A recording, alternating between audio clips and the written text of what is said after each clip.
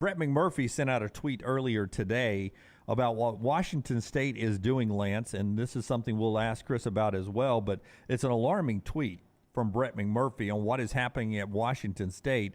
The Pac-12 apparently has got a little shortfall in money because one media partner overpaid and they're having to give some of that money back, and the relocation out of the high rent district of San Francisco has opened the door for them to have to spend some more money. So here is Brett McMurphy. Washington State's president says at Washington State, temporary freeze on all current and future vacant positions in further review, as well as a pause on non-essential travel, purchases, and new professional development.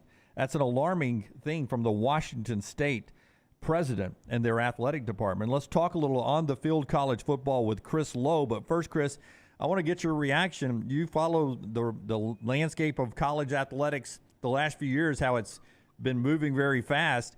When you see that information coming from the Pac-12's Washington State athletic program, does that ring any alarm bells with you about where the Pac-12 is financially right now?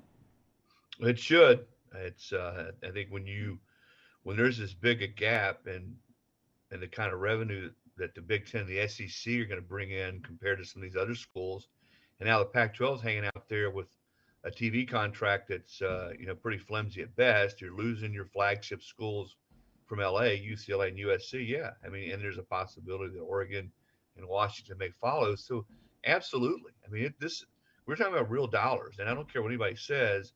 When you lose schools of that magnitude, your TV contract again is sort of in flux. That's going to scare a lot of administrators, and not just at Washington State, because as you guys know, it takes a lot of money to play big time athletics across the board. We're not just talking about football, because remember, football at just about every one of these schools is the engine that drives the entire athletic department.